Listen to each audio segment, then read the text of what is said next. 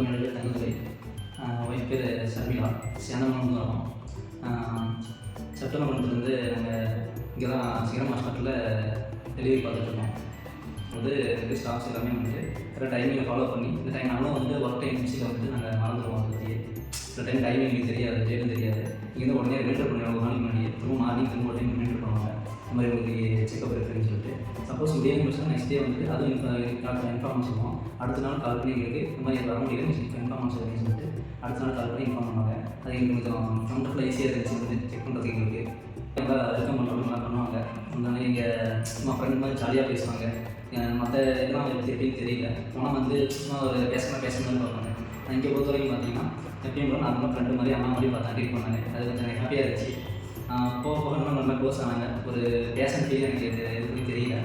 9 month இப்போ ஆச்சு. இப்போ டெலிவரி கேள்வி பண்ணதுக்கு நார்மல் டெலிவரி நான் எக்ஸ்பெக்ட் பண்ணல. நான் ஒய்ஃப் வந்துட்டு எல்லாம் முடியல.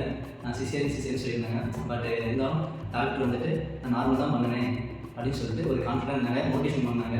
ஒய்ஃப் கூப்பிட்டு இந்த மாதிரி என்ன கஷ்டப்பட சிசேரியன் பண்ணால் உங்களுக்கு ஃப்யூச்சரில் ப்ராப்ளமாக இருக்கும், நீங்கள் ஏன் நார்மலாக இருக்கும்போதே தெரியும், நார்மல் ட்ரை பண்ணாங்க. நான் எதிர்பார்க்கல. பட் இருந்தாலும் வந்து ஒய்ஃபை மோட்டிவேஷன் பண்ணால் அவங்க கொஞ்சம் கன்வென்ஷன் ஆகி கொஞ்சம் நார்மல் டெலிவரி ஆச்சு. எங்களுக்கு வந்து 6/7/2024 ஈவினிங் 5:30 வந்துட்டு இன்ஃபார்மேஷன் வந்து ரொம்ப ஹாப்பியாக இருந்துச்சு. எனக்கு எதிர்பார்க்கல.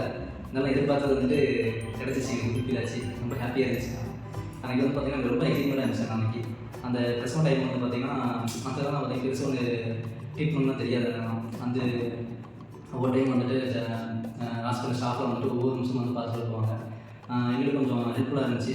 ஆனால் ஒய்ஃப் அந்த கன்வென்ஸ் பண்ணும்போது அவங்களும் வந்துட்டு கூடயே இருந்துட்டு ஒவ்வொரு டைம் வந்துட்டு இப்படிலாம் இருக்குன்னு சொல்லிட்டு சொல்லி நார்மலாக பண்ணுறதுக்கு என்ன முடியுமோ எல்லா டிப்ஸும் கொடுத்தாங்க. நாங்கள் அதே மாதிரி ஃபாலோ பண்ணோம். ஃபாலோ பண்ணது எங்களுக்கு வந்து சக்ஸஸ்ஃபுல்லாக இருந்துச்சு. நார்மலாக இருந்துச்சு. நான் ரொம்ப ஹாப்பியாக இருக்கேன்.